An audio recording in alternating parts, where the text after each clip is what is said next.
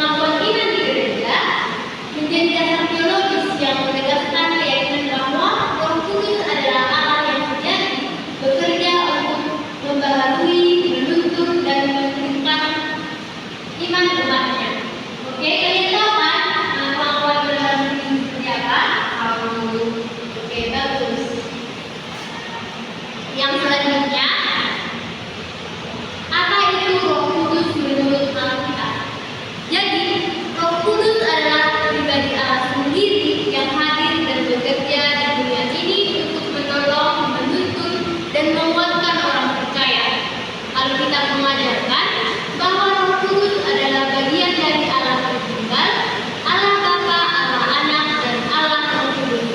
Jadi Roh Kudus itu bukan manusia, tetapi pribadi Allah yang hidup dan berkuasa. Semua bawa kita kan? Bawa Bu. Oke, jadi di sini dijelaskan bahwa Roh Kudus itu adalah Allah sendiri. Sekarang buka Alkitabnya dari Kisah Para Rasul 5 ayat 3 sampai 4. Bacakan ayat 3. Kisah Para Rasul 5 ayat 3. Beginilah bunyi firman Tuhan. Namun Petrus berkata, Ananias, mengapa hatimu dikuasai iblis sehingga engkau disertai oleh Roh Kudus dan menahan sebagian dan hasil penjualan tanah itu? Oke, Cynthia baca yang ayat 5. Beginilah bunyi firman Tuhan. Ketika mendengar perkataan itu, rebahlah Ananias dan kuduslah nyawanya, maka sangatlah ketakutan semua orang yang mendengar hal itu. Oke, sekarang sudah ada sejak awal penciptaan. Itu tertulis di Kejadian 1 ayat 2. Bacakan ayat 5. Kejadian 1 ayat 2, bumi belum berbentuk dan kosong, gelap gulita menutupi samudera raya, dan Roh Allah melayang-layang di atas permukaan air. Oke, di situ sudah dijelaskan kan bahwa Kudus itu sudah ada sejak penciptaan awal. Lalu dalam Kejadian 2 ayat 7 bisa dibacakan oleh adik ini. Ketika itulah Tuhan Allah membentuk manusia itu dari debu tanah dan menghembuskan napas hidup ke dalam hidungnya. Demikianlah manusia itu menjadi makhluk yang hidup. Oke, jadi Roh Kudus itu dikirim oleh Allah Bapa dan Anak itu sebagai penolong, memberi kuasa dan keberanian untuk bersaksi di dalam Kisah Para Rasul ayat 1 ayat Kisah Para Rasul 1 ayat 8. Bisa dibaca nanti di rumah ya anak-anak? Ya Bu.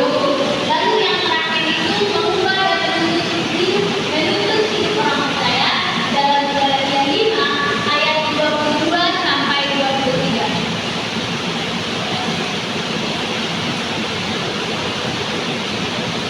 Yang selanjutnya, Roh Kudus memberikan keberanian. Bagaimana sih Roh Kudus memberi keberanian kepada kita? Jadi, Roh Kudus memberikan keberanian kepada kita yang pertama dengan menumbuhkan rasa percaya diri untuk berkuatan diri dalam hati. Yang kedua, menolong kita berani bersaksi tentang Yesus. Yang ketiga, memberi damai sejahtera saat takut atau gelisah. Yang keempat, mengingatkan kita pada janji-janji Tuhan. Nah, jadi pernah nggak sih adik-adik sekalian merasakan kehadiran Roh Kudus di hati adik sekalian? Pernah Bu? Oke, sekarang satu-satu ya menceritakan tentang pengalamannya tentang pernah diperbarui oleh Roh Kudus. Mulai dari mana? Saya dulu anak pelajar ini. Oke.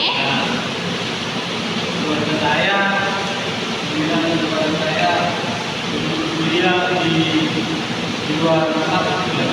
Tapi suatu hari saya berjalan jalan diri saya bilang dan dirawat di rumah sakit beberapa hari, dan setelah dengan saya di situ saya begitu saya adalah untuk datang ke saya dan mengatakan kamu harus betul pada kamu harus sekolah, kamu hidup saya dari Indonesia kan baru. Marvin hebat ya teman-teman. Ya Bu. Dia mau berubah karena datang Roh Kudus ke dalam hatinya. Boleh diberi tepuk tangan. Oke, sekarang Kakak Risma dulu. Berikan pengalamannya Kak tentang hidup yang dipimpin oleh Roh Kudus. Kan Bu, waktu itu waktu pulang sekolah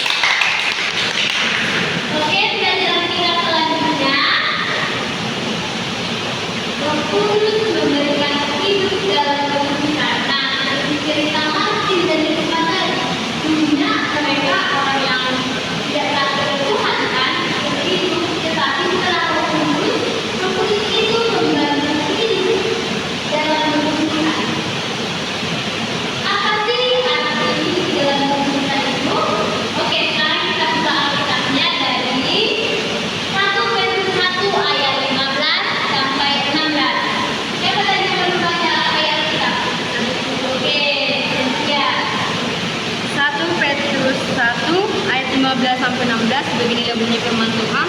Tetapi hendaklah kamu menjadi kudus di dalam seluruh hidupmu,